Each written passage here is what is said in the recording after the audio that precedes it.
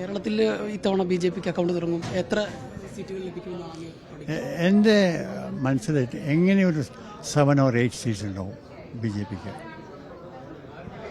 Ponnani parliament മണ്ഡലം NDA സ്ഥാനാർത്ഥി advocate നിവേദിതയുടെ വികസന പത്രിക, വികസന രേഖ പുറത്തിറക്കിയതിനു ശേഷം ഇപ്പോൾ ശ്രീധരൻ, മെട്രോമാൻ ഇ ശ്രീധരൻ ഇപ്പോൾ മീഡിയ വണിനൊപ്പം ചേരുകയാണ്. എങ്ങനെയാണ് ഇന്ന് ഇപ്പോഴത്തെ ഈ ഒരു പാർലമെന്റ് തെരഞ്ഞെടുപ്പിനെ നോക്കിയാണ്?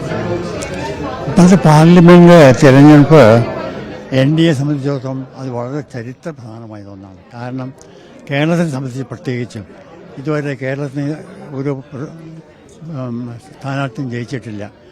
ഈ പ്രാവശ്യം ഞങ്ങൾ തീർച്ചയായിട്ടും വളരെയധികം സ്ഥാനാർത്ഥികൾ ജയിക്കുമെന്നുള്ള പ്രതീക്ഷയോടെ ഞങ്ങളിരിക്കുന്നത്. പ്രതീക്ഷയല്ല, അത് ധൈര്യത്തോട് പറയാം ജയിക്കുമെന്ന്. കേരളത്തിൽ ഇത്തവണ ബി.ജെ.പിക്ക് അക്കൗണ്ട് തുടങ്ങും. എത്ര സീറ്റുകൾ ലഭിക്കുമെന്നാണ്?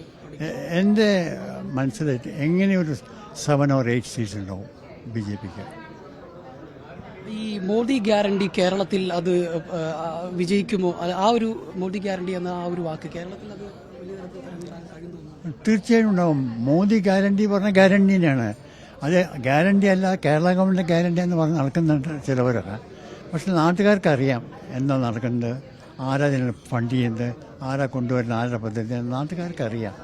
നമ്മുടെ നാട്ടുകാരൊക്കെ നല്ല പഠിച്ച ആൾക്കാരാണ്. ചില എന്താ പറയുക, ചിലർ മാത്രം ഇതിനെ വഴിച്ചു കൊടുത്തത് കേരളം അത് സ്റ്റേറ്റ് ഗവൺമെൻറ്റിൻ്റെ പദ്ധതിയാണെന്നൊക്കെ പറഞ്ഞ് നടക്കുന്നുണ്ട്. എല്ലാവർക്കും അറിയാം കേന്ദ്ര ഗവൺമെൻറ്റിൻ്റെ പദ്ധതികളാണെന്ന്. കഴിഞ്ഞ ദിവസം പ്രധാനമന്ത്രി ഒരു മുസ്ലിം വിരുദ്ധ പരാമർശം നടത്തിയതുമായി ബന്ധപ്പെട്ട് വലിയ വിവാദങ്ങൾ ഉണ്ടാകുന്ന മാധ്യമങ്ങളും അത് ചർച്ചയാവുകയും ചെയ്തു. ഇത് തെരഞ്ഞെടുപ്പിൽ പ്രതികൂലമായി ബാധിക്കുന്നു? തീർച്ചയായിട്ടും ഉണ്ടാവില്ല. കാരണം പ്രധാനമന്ത്രി അദ്ദേഹത്തിൻ്റെ അഭിപ്രായമല്ല പറഞ്ഞത്. അദ്ദേഹം അതിന് മുമ്പെയുള്ള പ്രധാനമന്ത്രി എന്താ പറഞ്ഞത് അതിനെ റിപ്പീറ്റ് ചെയ്യുക ചെയ്തിരിക്കുന്നത്. അദ്ദേഹത്തിൻ്റെ അഭിപ്രായമായിട്ടൊന്നും പറഞ്ഞതേ ഇല്ല. നാട്ടുകാരെ മുമ്പിൽ കൊണ്ടുപോകുന്നു. ഇതാണ് മെൻറ്റാലിറ്റി ഓഫ് കോൺഗ്രസ് കാണിക്കാൻ വേണ്ടി മൊത്തം ചെയ്താണത്. ഇത് എൻ്റെ അഭിപ്രായമെന്നോ നിങ്ങളുടെ പദ്ധതിയാണോ ഒന്നും പറഞ്ഞിട്ടേ ഇല്ല. അതിന് ആൾക്കാർ വടിച്ചുടച്ച് പ്രധാനമന്ത്രിക്ക് എതിരായിട്ട് പറയുന്നത് മാത്രം. അദ്ദേഹത്തിന് ഒരു കൂസലില്ലോ അതിനെ കൊണ്ട്. ഈ CA വിഷയം ഈ കേരളത്തിൽ ഇപ്പം LDF ആയാലും UDF ആയാലും ലൈവിൽ നിർത്തുന്ന ഒരു സംഭവമാണ്. ഇപ്പം LDF ഒക്കെ വലിയ തരത്തിൽ അതുമായി ബന്ധപ്പെട്ടുള്ള പരിപാടികളൊക്കെ സംഘടിപ്പിച്ചിട്ടുണ്ട്. ഈ CA വിഷയം കേരളത്തിൽ ബി.ജെ.പിക്ക് തിരിച്ചടിയാവും? ഉണ്ടാവില്ല. ഞാൻ പറഞ്ഞില്ലേ, കേരളത്തിലെ ആൾക്കാർ അവരെ എഡ്യൂക്കേറ്റഡ് ആൾക്കാരാണ്. അവർക്ക് തീർച്ചയായിട്ടും അറിയാം.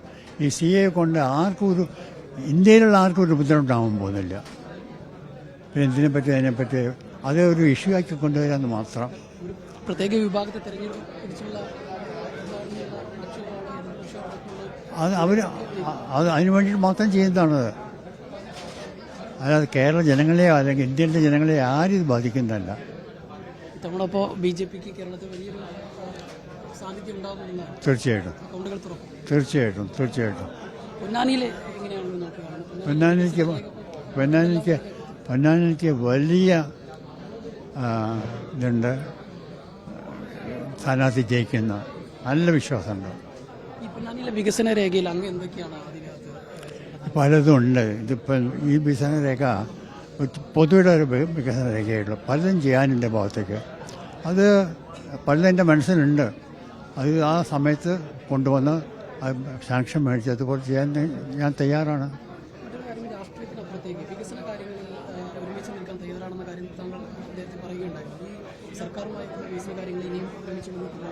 തീർച്ചയായിട്ടും ജനങ്ങളുടെ ആവശ്യത്തിനുള്ള വികസനങ്ങൾ ഏത് സർക്കാരായാലും ശരി അത് ചെയ്യാൻ, അതിന് സഹകരിക്കാനും അതിന് ചെയ്യാനും ഞാൻ തയ്യാറാണ്. തീർച്ചയായിട്ടും അത് തന്നെയാണ് പറയുന്നത്.